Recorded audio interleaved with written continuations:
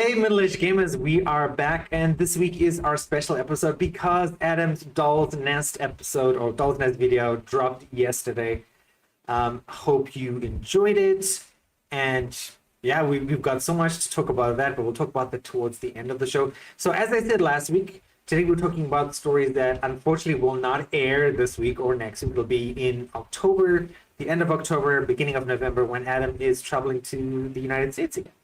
So make sure to check those stories out when they do come out. But of course, you can enjoy them now on the live stream with all the antics and stuff that happens when we record videos on the live stream. So on today's live stream, we're going to be dividing the games into three categories. The best first 2 hours in an RPG. Adam's going to be talking about 𝙬𝙪𝙥𝙦 Expedition 33. I'm going to be talking about Shadows of Mordor. Second category is side quests that are better than the main story. Adam's going to be talking about The Witcher 3. I'm going to be talking about Generation Zero. And the last category is The Gear We'll Never Forget. Adam's going to be talking about the STA3 LMG from Killzone 3, not Killzone 2, which is what I thought it was. And then It's in Killzone 2. It's in Killzone 2. I'm going to be talking about Assassin's Creed 1, The Hidden Blades. That was the one I most associate with that. And stay tuned for the questions at the end. We're talking about why Adam doesn't play platformers anymore, and something that happened with Nintendo and charity event. I'm going to let Adam fill you guys in. But Adam, tell us about why 𝙬𝙪𝙥𝙦 Expedition 33 has the best first 2 hours in an RPG. I mean, I don't know if it's the best 2 hours, but it's, it's certainly a recency bias. I really enjoyed the first 2 hours of 𝙬𝙪𝙥𝙦. It really sets the tone of the game. It kind of comes in with the soft music. You have Gustav, and he's kind of debating whether he wants to kind of him and his ex. They separated due to disagreements, and those disagreements are entirely tied to the world. Where if you're familiar with 𝙬𝙪𝙥𝙦, the setup is every year the paintress comes up, she paints a number on this monolith. Everybody above that age will just fade away. And this is currently the year 34. Next year is going to be the year 33. So anybody who's 33 or older is just going to fade away. Gustav is, I think, 32, and his ex is 33. So she's about to fade away. And yeah, it just kind of sets the whole tone of the game. Kind of this, it really hits you the way that this world has impacted these people. They loved each other, they wanted to be together, and in a perfect world they would have been, but because of the situation, Sophie, she's aware that if they did have children, they wouldn't live past 16. They wouldn't be able to have full lives, and she doesn't feel it would be fair to bring somebody into a world that that they're not going to be able to live through or even grow to adulthood in. And Gustav, on the other hand, he's hopeful. He thinks, if we can stop this, if we can stop the paintress, we can stop the grammage, and people will have a future. And so you can kind of see how some people still have hope. Some people, not so much that they've given up hope, but they've kind of resigned themselves to the fate, and they've accepted it. And they're like, well, let's just appreciate the time we have and make the most of it. Don't worry about it. This is just how things are. And it just really sets a really good tone for the beginning of the game. Like, you really feel why the world is the way it is. You feel the concerns of the people. You feel the complications in their lives and then in their relationships, because they want certain things, but they know they can't have those things. And so some of them have had to settle for things, or some of them have had to make peace with things. And it just does a really good job of setting all that up. And personally, for me, that is carried all the way through the prologue into Act 1. I didn't feel that Act 2 or 3 were quite as strong as Act 1 or the prologue. They were still very good, but I feel like it was very front-loaded. And I feel like that the setup was much better. But yeah, the first 2 hours are predominantly the prologue. So you're going to be going through, you're going to be meeting all the people, you're going to be learning the combat, you're going to be kind of seeing what people value and things like that. Like, for example, there's an artist and he sees Gustav and Sophie and they haven't been together for a really long time, but you know, he can still see that they have their love for each other, and he's like, well, you know, I want to paint a portrait of you two because we need a new portrait for the opera house, and you know, we're going to put this up there, and even if you're gone, you know, we can still capture your love. So even though you're not here, you know, that will still exist in the world in some form, even if you know, you're not physically here. So it just does a really good job of demonstrating to you why the stakes are so high, why people are acting the way they are, why they care, why some of them don't care. It just does a really, really good job of all that. Sounds very cool. I believe there are some streaming sessions of Clear Obscure on. Yeah, no, YouTube? yeah, I definitely streamed it. Yeah, quite a few times. Yeah, quite a few times. So it's definitely something for you to check out, especially if you're a fan of Adam and the way he plays games and past videos. Check out those live streams. I'm still on the fence about Clear Obscure just because of the mechanics, and I've seen the whole, you know, like QTE stuff, even though, again, there are settings and stuff that you can change about that. But yeah, I don't know. I'll wait until this game is like super duper cheap. Apparently it works on the Steam Deck, so I might buy it on sale for a Steam Deck, and then I'm like, okay, let's play this. And if I don't like it, okay, cool, $10, 20, maybe not 20, but I'll pay $10 for that and give it a try and see how it goes. Yeah, and I mean, if you really are concerned about the game being too hard, I mean, there is an easy mode, but I'm sure people will come out with mods that'll take care of that sort of thing in the future anyway. So you know, go ahead and play it on Steam Deck. The story's really good. I'm not the kind of person who wants to gatekeep and say like, well, if you want to appreciate the story, you're going to have to get good. No, I'm not going to say that. I'm going to say, you know, I think it should be available. So, you know, I have no problem with people finding ways around that. I appreciate that, man. It's nothing to appreciate. It's just my opinion. All right, moving on to my story. And I had to think about this because honestly, like, I have horrible gaming memory. I always admire Adam for his excellent gaming memory with like gaming lore and history and everything like that. And I honestly cannot remember much about any game that I play. After I finish it, especially, I was talking to my younger brother on Sunday because we were playing Tiny Tina's Wonderlands, and he was like, I was like, oh yeah, we should play this with my older brother who's on holiday at the moment when he comes back. And he's like, yeah, but don't you remember we were playing Void Crew next? I'm like, oh yeah. And stuff like that happens to me all the time. But talking about Shadows of Mordor. So some RPGs, right, take hours before they get good, but Shadows of Mordor, it grabs you by the throat, like literally immediately. And again, this might not be for everyone. I love the whole revenge shtick, or what is that? I can't think of any other word besides shtick. Vengeance? Just like the revenge storyline of like, hey, something bad happened to me, I'm gonna get my revenge. I love that. It never gets boring for me. I'll watch 100 TV shows, 100 movies about it. Cartoons, same. Games, yes. And Shadow of Mordor was the thing where, again, spoilers, you watch your wife and your kid die in the first 1 hour of the game, or 30 minutes or 10 minutes. I don't remember the intro, honestly, but I remember that part, and I remember like, what the hell? And then you become, you know, the Grave Walker, the person who you can't die, because when you die in the game, you just respawn because you have the spirit of Celebrimbor imbued in you. That's the whole part of the story, but it is just like awesome, like the power that you feel. And again, watching middle-aged gaming for the last 5 years, you know, I love games where you have this power. And I mean, you're not that super strong in the beginning, right? Like, you do die often, and I remember I must have died at least 20 times playing the game.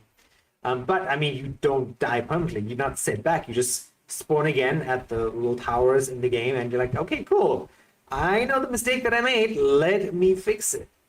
But the way that the game introduces you, the mechanics of it, the way that you introduce to the Nemesis system. And again, you know, this is something that I feel like I was written about end of last year or this year, but a few gaming journalists like, man, this is such an awesome system. But unfortunately, Warner Brothers, under David Zaslav, who is not my favorite person, has said, hey, we're gonna lock this system away because it's ours and we patented it and no one's ever gonna be able to use it again. I'm like, that sucks, dude. Really?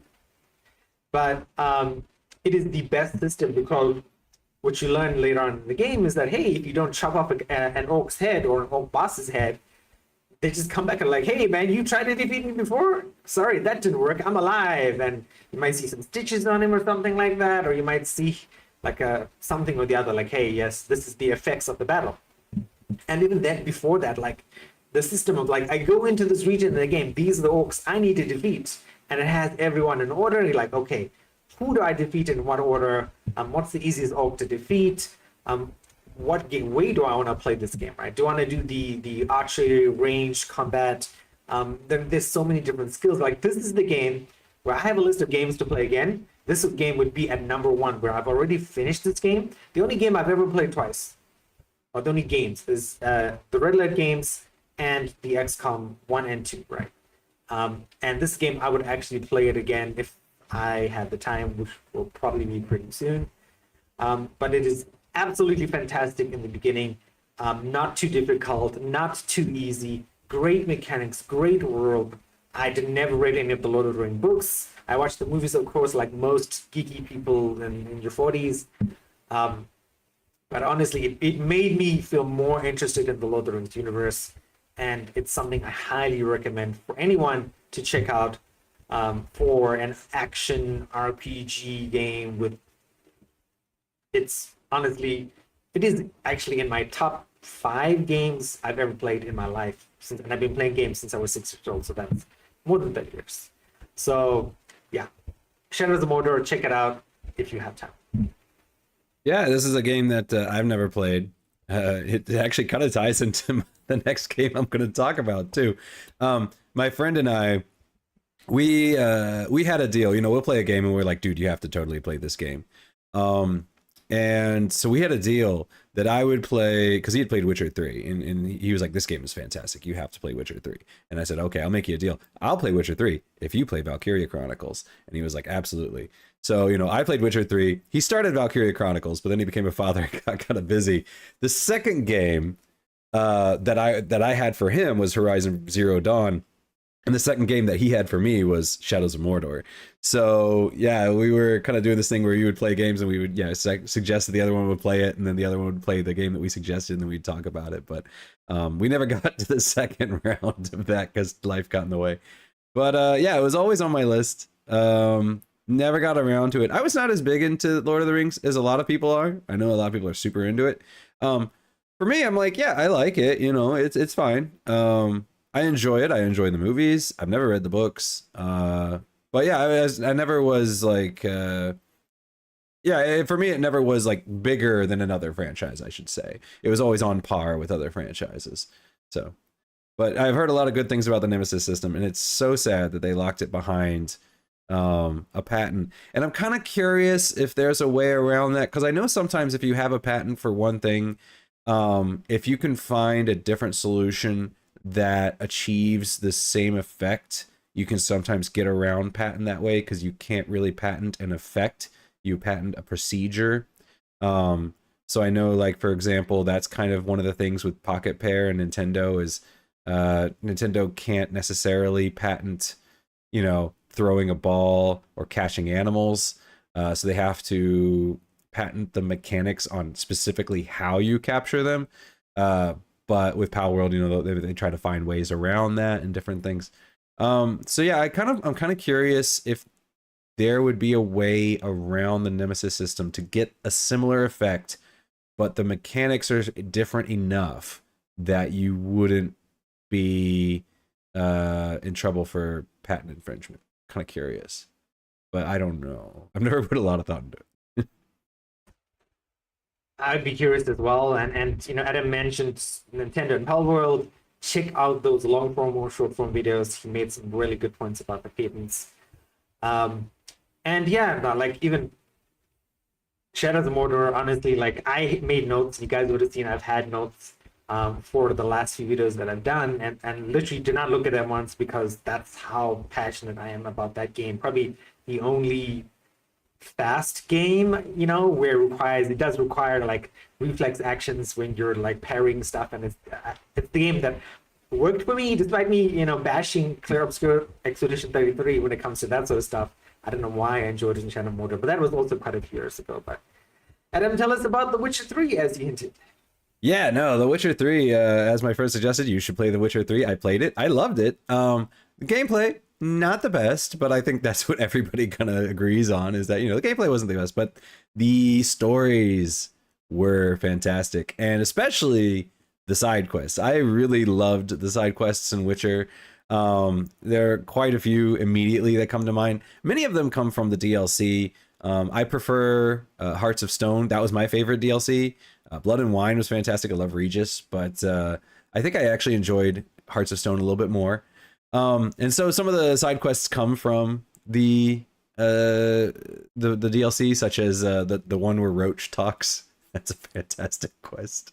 Where you get the talking horse, and Geralt's just like, you don't sound like I expected. He's like, the horse is just kind of like, what were you expected? How many talking animals do you talk to? That's a fantastic quest. The one where the girl is she has a curse on her, and she turns into this bird creature, and I think she's slowly turning into a bird, or maybe she's just going to turn into some sort of creature entirely. I'm not quite sure what the final form was going to be, but you help her out of that, and those are all really good. In the main game, the side quest that stood out to me was a very early one where a guy hires you to find his wife, and because she's wandered off in the night and nobody's seen her since, and it turns out that there's a werewolf in the area, so then it turns into this big werewolf hunt, and then there's a few twists in that one towards the end. That one stood out in my mind, and that was a very early one. So that one I think was probably the one that immediately pulled me into The Witcher. I think after I played that one, I was like, oh yeah, okay, I'm all in on this game. Another one that got me was the one where the Jarl is possessed by a hymn, which is some kind of demon thing. That one was legitimately spooky. You know, they had a your haunted house vibe, and that one was legit spooky. You also have the other one that I always remember is the one where you go to the island and you have this magic lantern that can see ghosts, and you go through and you finally discover there's a curse on the island. You finally discover that the curse is this one ghost. And so you're like, oh, okay, I'm going to appease this ghost. I'm going to give it what it needs or help it out. And much to your chagrin, you find out that actually the ghost had been corrupted and had turned into something very, very bad. And by helping it, you know, you thought you were helping someone cross over, but it was too late. They were already gone, and you just made things so much worse.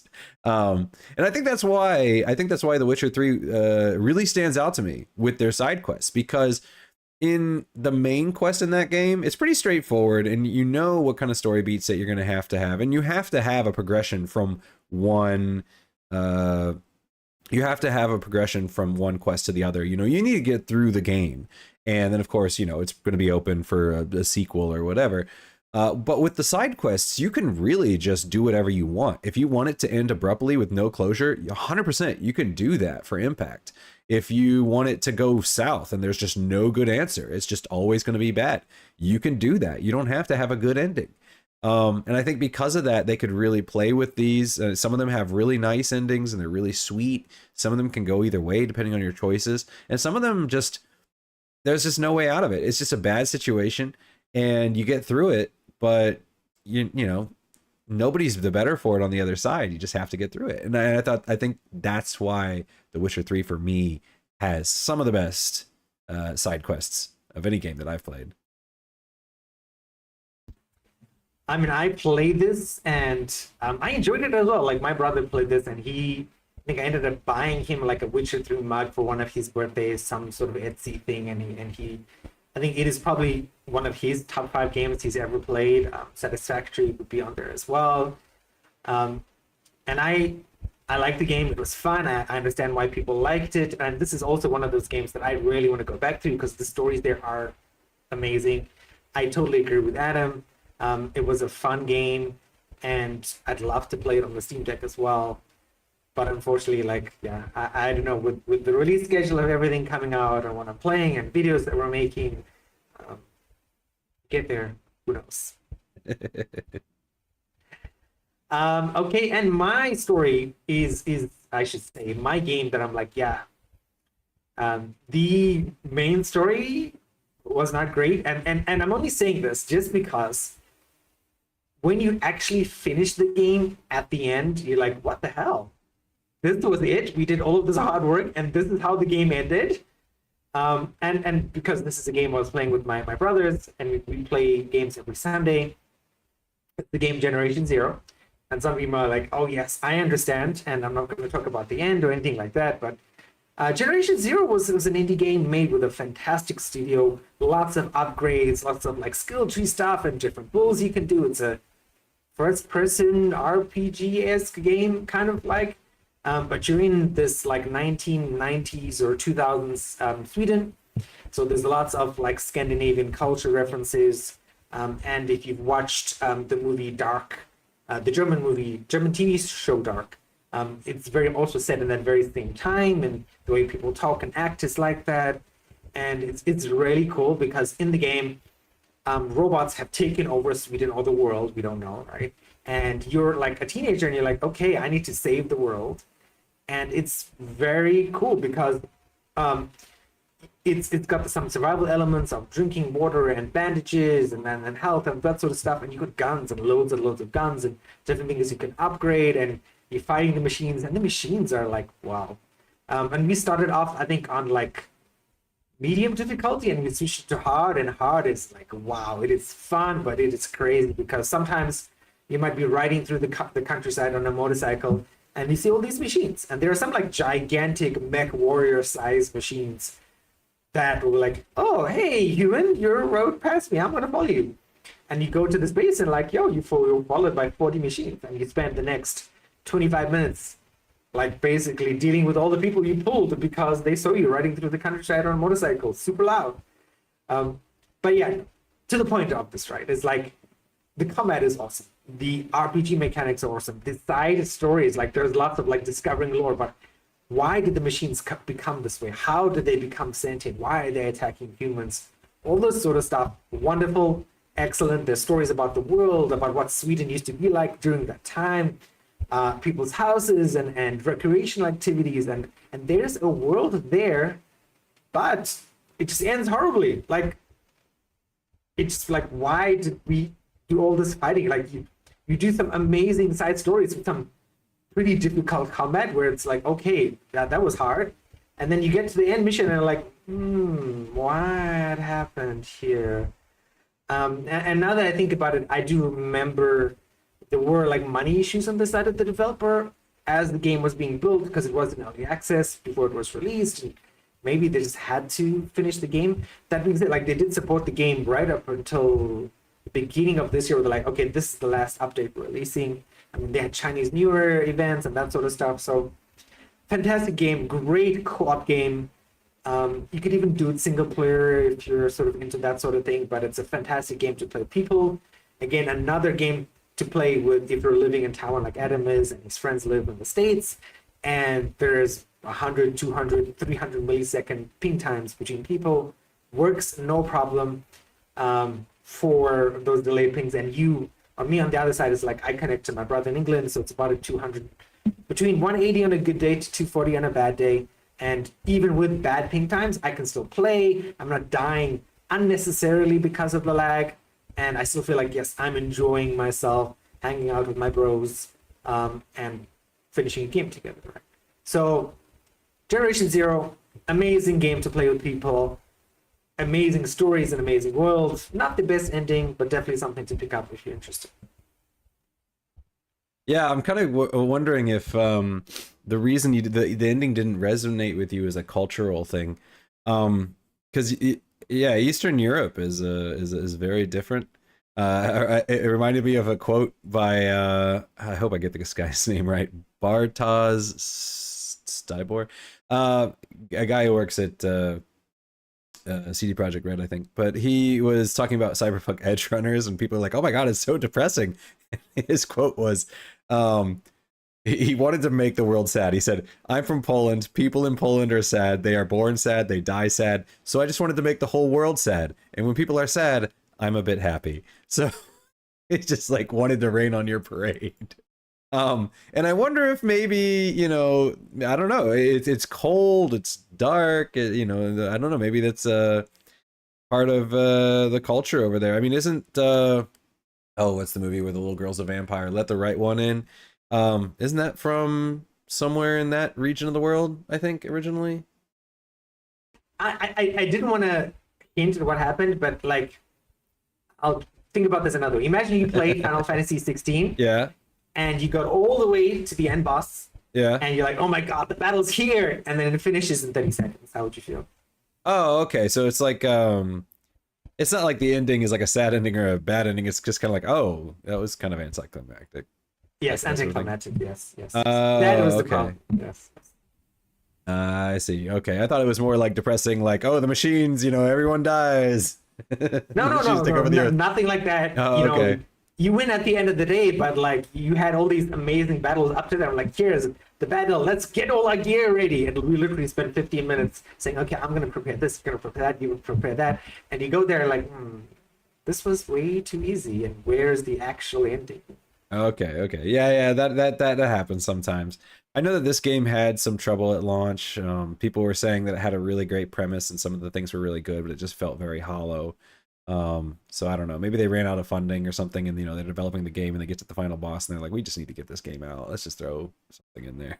That's a possibility. It happens. So I mean, that's what I think happened as well. Even though like they did post supported, like, and there were loads of bugs while we were playing as well. We had issues with DLCs and things, and so it was not perfect, but it is worth buying and playing just because it's so unique and different. Speaking of that, and speaking of a really famous, like these are, I think we were talking about this online this week, Adam and I, and there were a bunch of PlayStation franchises that I grew up knowing about. Ace Combat was one of them. Final Fantasy was one of them. And Killzone, of course. And I've always wanted to play a Killzone. I was so sad when I met Adam. I'm like, yep, no more Killzone games ever. Knock on wood, hopefully that's not true. hope not. But tell us, tell us about Killzone 3 and the STA-3 LMG. if I'm Yeah, remembering so it's correctly. the STA-3 Stova light machine gun. I my first Killzone was actually Killzone 3. And the reason I got Killzone 3 was because I don't remember exactly why I got it. I got the metal case. I think I was there used to be a store in the mall here where, you know, they had like a little video game corner and they just had a, you know, a rack for PlayStation and a rack for Nintendo and Xbox and all that. And every time I went to the mall, you know, my wife was always like, "You want to go past that?" And I'm like, "Yeah, I do." That's how I discovered Armored Core 5 because they were playing a video on the screen and she was like, "Oh." She's like, "What movie is this?" And I'm like, "Ah, those look like ACs. Oh, Armored Core 5. Okay, yeah. Okay, we haven't had one of those in a while." So yeah, so I do miss having those stores and being able to walk through. But anyway, one time they had Killzone 3 up there. It was in like this was it Steel 10 or whatever it's called, the little steel book or whatever. And it was on sale, so I'm like, all right, you know, I've wanted to play Killzone. I never played Killzone. I never played Killzone 2. But also at that time, I had just come to Taiwan. Well, okay, I'd been here for 3 years, 4 years. I've been here for a while. And when I first came to Taiwan, most of my friends were on the Xbox 360, but Xbox is not very popular in Asia, so I had a PlayStation. So, you know, outside of StarCraft or something on PC, we couldn't really play too many games together. And they played a lot of Halo, and I had always enjoyed Halo when I had played at their, you know, houses or whatever back in high school or college. And there weren't too many shooters on PlayStation. There was basically Killzone and Resistance, and that was basically it. And so I was like, okay, you know, I want to kind of get into shooters. I'll try Killzone 3. And I got it because I was, you know, I was thinking, you know, I want to play a game like Halo. I want a game like Halo. I love time splitters, you know. It was not like Halo. I hated that game at first. My first few times, I was like, I don't like this game at all. You know, like you pick out your weapons before you even go in. You can't pick up weapons on the fly. You know, you're not exploring the map for that. What? You know, you're on teams all the time. It can't just be every man for himself. You know, so there was a lot of things I didn't like about it. But then the more I played it, because it was basically the only game I had at the time, the more I came to love it. And I was like, oh, it's it's different, and I'm looking at it the wrong way. I'm looking at it because I want it to be like this. But if I look at it as a team focused game where you're going after tactical objectives, you know, when I looked at it that way, I absolutely loved it. And so when I had done, because I had also played the beta, and in the beta I had played as a medic. So when I got the main game, I was like, okay, I'm going to switch over. I'm going to try the engineer. And the third weapon for the engineer was the 𝙎𝙪𝙥𝙦 LMG. And as soon as I unlocked that game, I don't know, something clicked. I was like, oh, yeah. You know, when I play a shooter, you know, some people, they gravitate towards SMGs. Some people, they gravitate towards shotguns. I gravitate towards LMGs. That's my thing. You know, when we played Apex, I was always a big LMG guy. So that's always been my thing. So when I unlocked it, I don't know, there was just something about it that clicked. The firing rate, the stability of it, the, what do you call it? Not precision or whatever, you know, like the how tightly packed the bullets are when you fire. You know, when you fire these guns, they usually have like the reticules will start small and they get bigger as you go, because it's showing that your bullets are flying off every which way. Everything about it just clicked with me. It was just a weapon that I understood it immediately, and I felt like it understood me. And yeah, I could shoot people across the map with it. I loved it. It was fantastic. And I've played a lot of games since, even shooters, and nothing's quite felt the same. Like, I don't know. It's just like, it's like finding your soulmate. You just play it and you're like, something about this just feels right. And I've never found a weapon that feels that same way. And I don't know why, but yeah, it clicked for me. It was weird and I miss it so much. But yeah, that for me, I don't know why. That's just how it was. Yeah. That sounds amazing. That sounds like it reminds me of my heyday of Battlefield games and like being a medic and stuff, and finding like this is the class for me. I love helping people out. I love the ability to do some sort of like action sequences and be the number one on the leaderboard as a medic, but also the ability to like, okay, yeah, I'm gonna step back and just make sure you guys survive. And yeah, no, I'm happy that Killzone worked out for you, and I really hope Sony resurrects the franchise, because so many things, I've heard so many good things about this game over the last decade or so, and I'm at a place in my life where I'm like, yes, I want to try this out, because it's the same like an Ace Combat. Like, loved Ace Combat when it finally came to PC, and I mean, Final Fantasy is the same thing. Like, yes, I will play a Final Fantasy. I've said it a few times on the show before. It's gonna get done at some point. Whatever Final Fantasy it is will happen. Probably Final Fantasy Tactics, now that I think about it. But we'll see. A good choice. Yeah, I think yeah, they kind of wrote themselves into a corner in Killzone 4. So it'd be interesting. I think they'd have to put a time gap, a fairly sizable time gap between Killzone 4 and Killzone 5, or Killzone Shadowfall and Killzone 5. Which actually they do. The Killzones were not the same protagonists throughout all the games. They were switching up protagonists. They were moving progressively further down the line. I think Killzone 3 took off right after Killzone 2. But yeah, they weren't. It wasn't like Halo where you have one protagonist through all of them. And I'm sure Guerrilla Games is focusing on Horizon 3 right now. But it looks like Horizon 3 might be the last of Aloy's story. Maybe not the last of the world, but it looks like that's going to conclude Aloy's story. So maybe after Horizon 3, we can go back to Killzone. Although I know a lot of people, myself included, really want and are asking for a Killzone 1 through 3 remaster, kind of like the Master Chief. What was it? The Master Chief. Master Chief. I think it is the Master Chief Collection. Master Chief Collection, where you get like all the games in one, maybe remastered with some textures and whatnot. A lot of people want that, and I would absolutely 100% buy that if they announced it at any point. I mean, maybe they could give it the, what is it, the Metal Gear Solid Delta something. Yeah, no, that's what a lot of people want. They're like, we don't even need a new Killzone. Just take the original 3 and package them together. Yeah, and remaster them to, or you know, do it separately, but remaster them to modern standards. Yeah, that's really all people want. I think the most Killzone people are like, I would love a new story, but I don't really need one. I just need old Killzone back. Yeah, with the IP, right? To me, it's like why, and you can disagree, you know more about this. I'm just speaking from randomly speaking, but like with the issues with Marathon, with the issues with Concord, like you had this amazing IP, Sony. Why didn't you make a Killzone live service game? Right? I could make it the Sony Battlefield, and I think people would have flocked to that maybe. Um, yeah, they had the whole thing under Jim Ryan where they were really trying to focus in on the live service thing, and that didn't seem to pan out. And now they seem to be moving in a new direction where they're saying, and now they seem to be moving in a new direction where they're just saying like, oh, okay, we want to not do that. We're going to be focusing more on what our bread and butter, you know, the single player story heavy games, which I'm very happy with.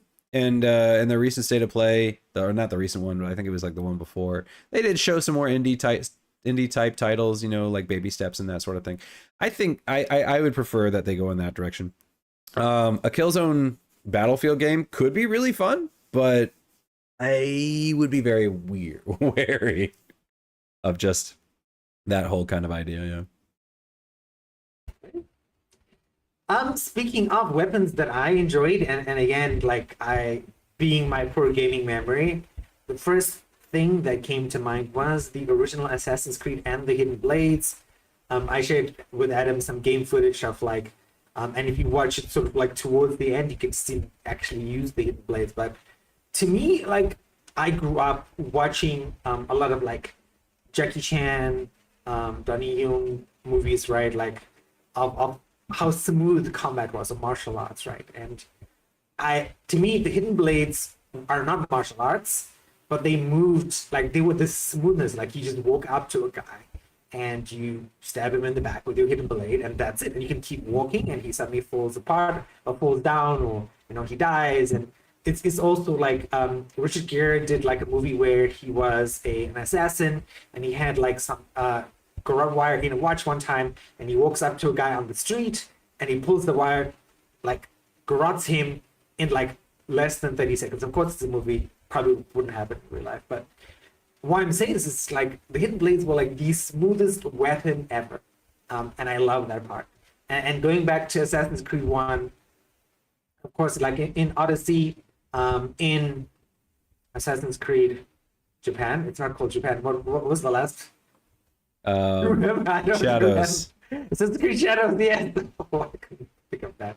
But basically, like the action RPG ones, Shadows, Odyssey, Valhalla, and then the Egyptian one, Origins, were the ones that were like all action based, where like it's no more insta kill an enemy, right? Like you had to like fight them and wear them down. So and then those were wonderful. I loved Odyssey. Odyssey was the first Assassin's Creed I played since like forever. Maybe Unity was the last one I played. I don't remember.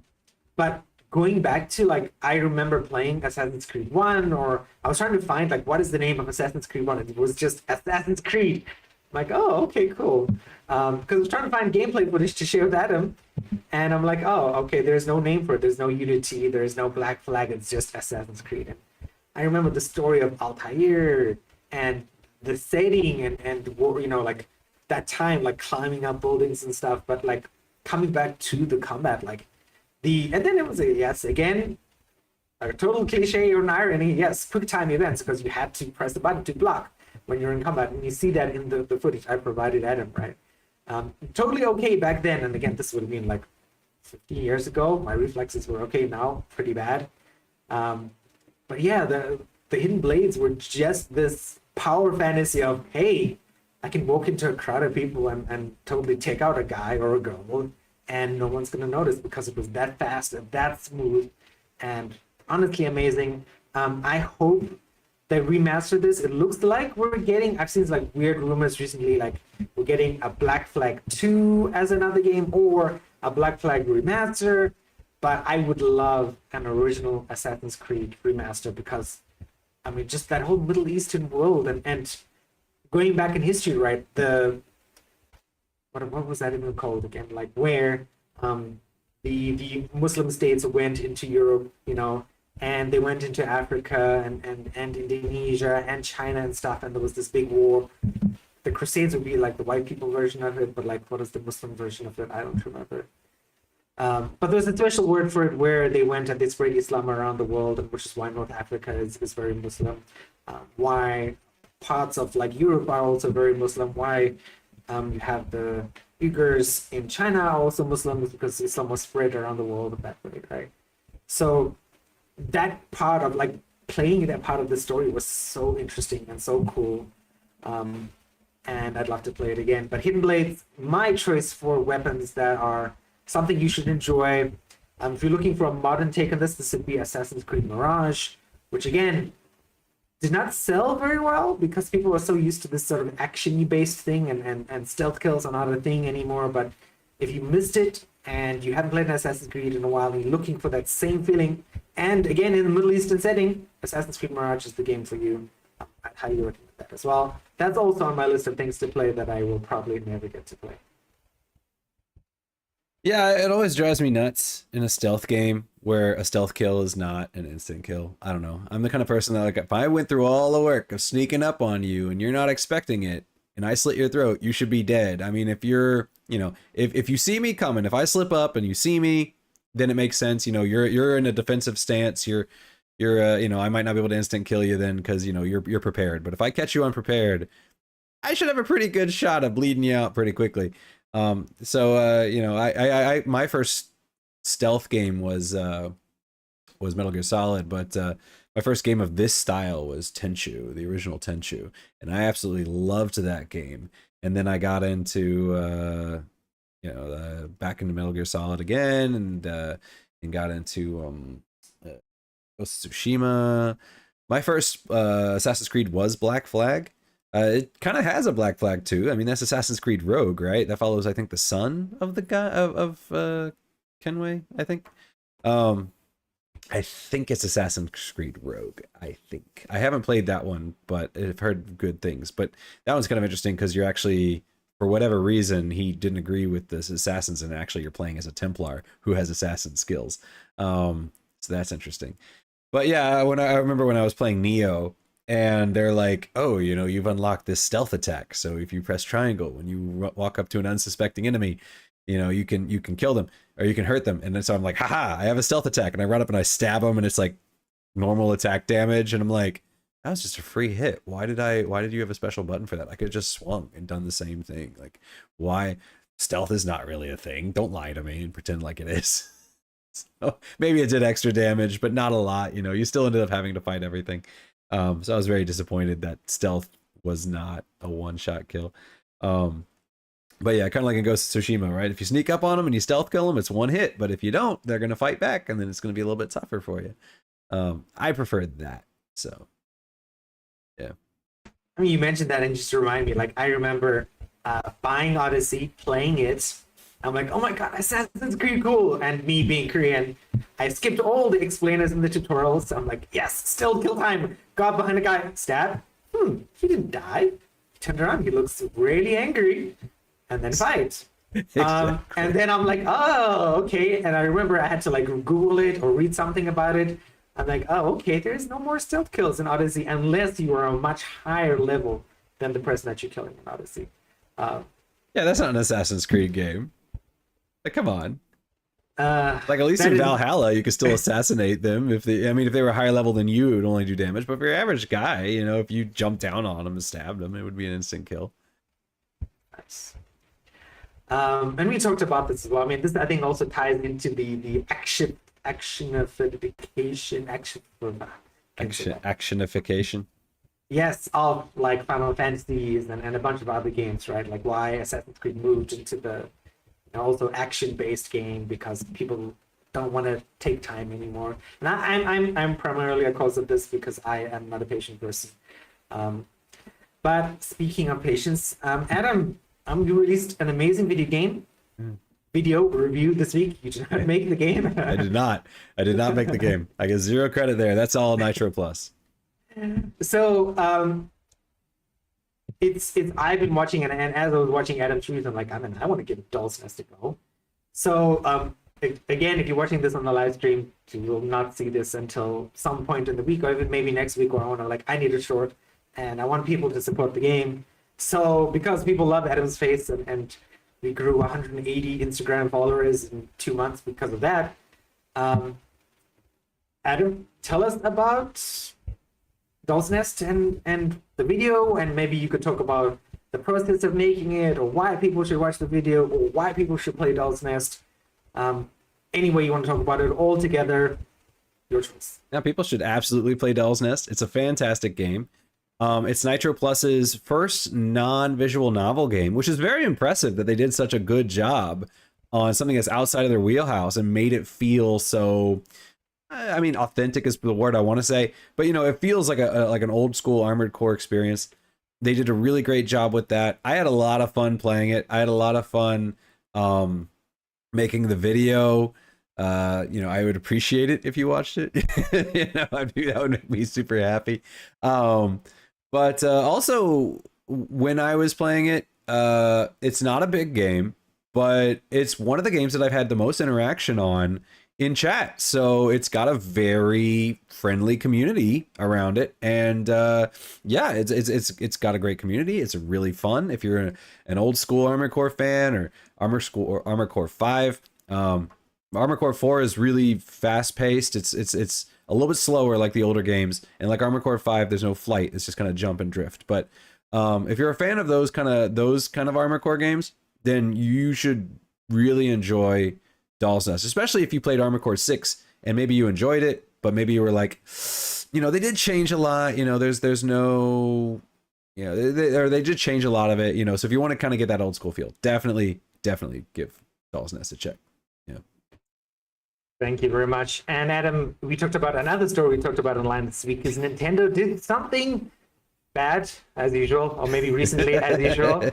Tell us about it.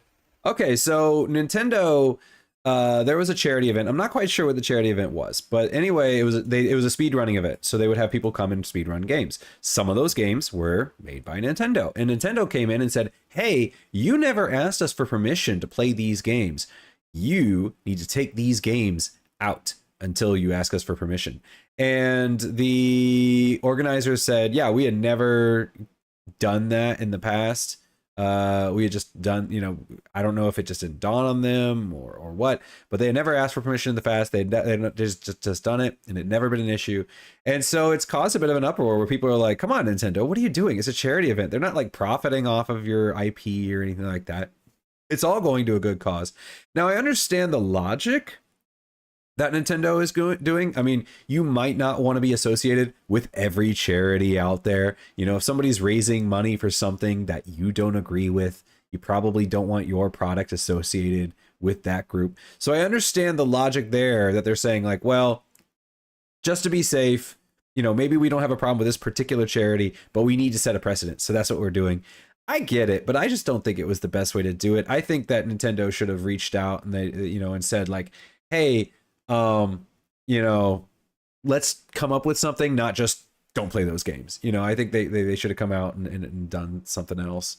I've seen people suggesting that maybe they should have partnered with it and been like, hey guys, we see you're playing our games. How would you like to partner with us? And, you know, for every dollar that you raise, we'll spot you this or something like that. That would have been a great look. And then that would have also sent the message across, like, you know, and then they also could have said like, you know, we're not going to approve of every charity, but we do approve of this one. And so that's why we're partnering with this one. But in the future, you know, that would have been a much better way to handle it. So they just, it's just a really weird, Nintendo's just super protective of their IP in a really weird way recently. Totally agree with you. Nintendo, if you're listening, or anybody from Nintendo, hire Adam to be a PR person. You do a much better job than whoever it is. Fire that person. No, they would. I would not agree with their corporate direction. We get into an argument, I get fired pretty quick. Oh man, like I mean, hypothetically speaking, right? Like, if you got a job at Nintendo, would you ditch PlayStation? No, I'd still play PlayStation. What are you talking about? You can play two things. You can have two things. But like if you're in this company and in this culture of Nintendo and Nintendo games and stuff, and you're just like, I don't know, like You'd never see No. yourself like becoming less of a PlayStation gamer, perhaps? I mean, like, on a corporate level, I'd probably talk about it more, but at home, I'm still playing Horizon Zero Dawn because I want to play Horizon Zero Dawn. I mean, like, it's kind of like, yeah, with Phil Spencer, you know, back in, you know, he would talk about like, oh, you know, people would be like, what game has Phil Spencer been playing recently? And it turns out he's playing Nier Automata while it was still a exclusive on the PlayStation. You know, so yeah, you can like more than one video game company. For sure, for sure. Okay, second part of this hypothetical. You get a job at Nintendo doing PR, English writing, blah blah blah, but you have to move to Tokyo. My wife Yes. would love that. She would be super thrilled. Okay. Yeah, I'd probably do that. Yeah. You'd probably do that. Yeah. If I could afford it. Tokyo is a very expensive city. But yeah, I mean, if the money was good and everything, in some ways that might actually be an advantage to me because my Chinese is not great. So if I went to Japan, I get to kind of start over and learn from my mistakes and do things differently this time around. Yes. You know, once you're already ingrained, it is actually kind of hard to get back into it. But I think when you start over, sometimes a fresh start makes things a lot easier. So I've learned a lot. So I think I would approach things very differently. So yeah, which is unfortunate, but Back on track. I was just curious about that stuff. Adam, we talked about this before. How have your gaming habits changed since yonder years ago? I mean, and you mentioned you don't play platformers anymore. Why has that changed? Like I played Sonic Mania, but yeah, I'm just not as into platformers as much as I used to be. When I first started playing, you know, that was pretty much all there was. I mean, you know, Mario, Sonic the Hedgehog, that sort of thing. Everything was side-scrolling. So those were the kind of games I played, and I enjoyed them a lot. And then around and then I had a friend, same friend that that told me to play The Witcher 3. Actually, you know, I've known the guy since 4th grade. You know, we've been friends forever. He had a Super Nintendo. We had a Sega Genesis, and he introduced me to Final Fantasy 3, which is actually Final Fantasy 6, but it was Final Fantasy 3 in America on the Super Nintendo. He introduced me to that. He introduced me to Secret of Mana. And so he was the guy that kind of introduced me to RPGs. And the Sega Genesis didn't have too many RPGs. It did have Phantasy Star, but it didn't have that many. Not like I think that Nintendo actually had more RPGs. You know, they had the Final Fantasies. They had Mother or Earthbound, as some people call it. And then when the PlayStation came out, I was like, oh, okay. I played Final Fantasy 3. I really enjoyed that. I don't know what happened to Final Fantasy 4, 5, and 6, but okay. Final Fantasy 7 is coming out on the PlayStation. And so I wanted to get into that, and then from there I started playing RPGs and played that, and I played Grandia, and I played what else, like a whole bunch of RPGs, and started getting into more actiony games like Armored Core, Tenchu, that sort of thing. And yeah, I just they had 3D platformers at the time, like Croc, if you remember that one. I think Gex was another one. Crash Bandicoot. The 3D platformers never really appealed to me as much. I guess the closest thing I ever got to a 3D platformer would be Tomb Raider. But and now I just realized that I've just been talking. I've not been considering time at all on this. But but yeah, I just drifted away from it. Never really went back and went more story focused. Cool. Thank you very much. Sorry about the editing. I realized after a second, I was like, oh, wait, I'm answering this like a regular question. No, it's short. fine. It's actually like, I mean, you might have noticed it, middle-aged gamers, that, you know, we have had like longer than minute shorts. And again, it's wonderful that YouTube allows us the sort of matching Instagram in that fashion. It's also good to compare like how performance does on Instagram and on YouTube with the longer form. So it's good. We haven't done too many. I think it's only 2 so far. So there's still more to do, and that could be one of them. And You can then keep it in mind for my next question. any final thoughts about gaming? August, how August is going? When you're gonna get back to streaming, or schedule wise, that sort of stuff. Should get back to streaming last week of August, I think, is the schedule So right now. next week, so 2 weeks time basically. 3 weeks time. 3 weeks time. 3 weeks time. So not next week, not next week, but next week. So that would be September in 3 weeks. Yes, and that should be Silent Hill, I believe. So I will probably be playing Silent Hill at that time.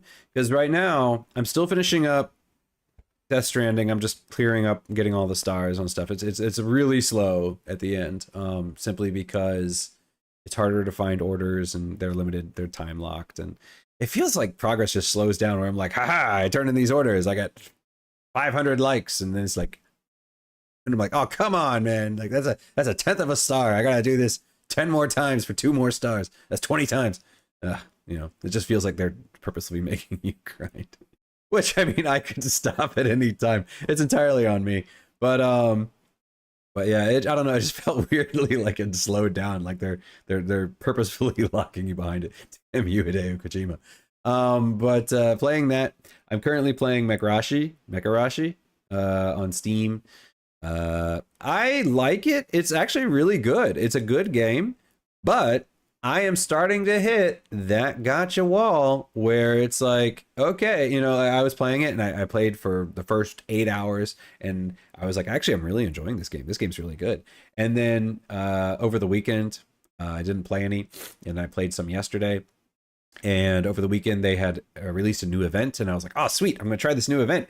And the event is like, both of the events is like, you have to kill this person before they reach this destination. Oh, and we're going to put 5 guys between you and them. And those 5 guys are going to be standing in a choke point. So the only way to get to those guys is to kill those 5 guys. And it's just like, I just don't have the damage to take them out in enough turns. And it's just like, oh my God, I'm hitting that point where it's like, you have to get the S tier mechs. You have to get the high tier stuff. You have to, you know, get the little items that you can use to level people up. And it's just like, oh my God, now it's like, yeah, you know, it's hitting that part where it's like the story you can get through free to play, but the extra stuff, you know, you might have to either wait a long time until you slowly build it up or pay for it. And right now it's still very early in the game, so I have not had enough time to level up into a normal way. So if it was a normal front mission game, I would be like 100%. This game is amazing. I love it. But it is not. It is a gacha game. That is not my style of play. Yeah, I'm speaking of Mekarashi. I told Adam I found this on the App Store, and it was the App Store's most highly rated new game. It's really good. Yeah, and I gave it a try. I played like the first mission, and I guess there was a second tutorial mission. I don't remember on the phone, but so I just wanted to play it and give it a go. But like I like the look of it. It ran fantastically on a phone. UI was not a problem at all. So I'm gonna also keep playing it, or at least try to keep playing it at some point. But yeah, there's also something that ties into that. If you guys remember PlayStation, the Horizon Zero Dawn copy, Light of Motrium, and PlayStation is suing them. If you remember that, and then at the time I was saying like, oh, I don't think they have much of a case because can you really get an aesthetic? It turns out that actually Tencent, I think it was Tencent, right? They approached Sony and they said, hey, we want to create like a free-to-play kind of mobile Horizon game. Here's the plot. Aloy gets a mysterious message. She goes to East Asia where they have these, where she meets new tribes of people, and the creatures are fashioned after, like Chinese dragons and that sort of thing. And they came to Sony with this whole idea and said, we want to make this game. And Sony was like, well, we're working on other stuff right now, so we're gonna give it a pass. And then they made Light of Motrium. So it looks like they had all, and then Sony, so part of the Sony suit is they were saying like, yeah, they were already making this game when they came to us, and it was specifically supposed to be a Horizon game. And then they took that. And so apparently now they've changed a lot on the Steam page and whatnot, because I guess they're getting rid of those influences. And was it Mekarashi apparently was originally whoever was making it was working with Square Enix. They were going to make a new front mission game. It was supposed to be a front mission game, and then for whatever reason that fell through. And I think Square Enix. I think Square Enix might be looking at legal action because they are claiming that a lot of the assets used in Mekarashi actually are from that old front mission build, and that they just carried them over without permission. So yeah, it's kind of interesting to see that. So I was really surprised, and I saw the Light of Materium stuff on Steam, and I went to look at the Steam page, and I'm like, wow, that is a change. But yeah. Stories for next week. Next week we will be back to the regularly scheduled content, so stay tuned for that. Check out this week's, I wanted to say Dead Zone for something because we were talking about Dead Zone last week. Stay tuned for this week's Ďaľ's Nest Shorts on Instagram and on YouTube, wherever you follow our content. Check out the full video, of course. Please do check that out. And then we will see you guys the same time next week. Thank you very much to Adam for another wonderful video. And we'll see you guys next time.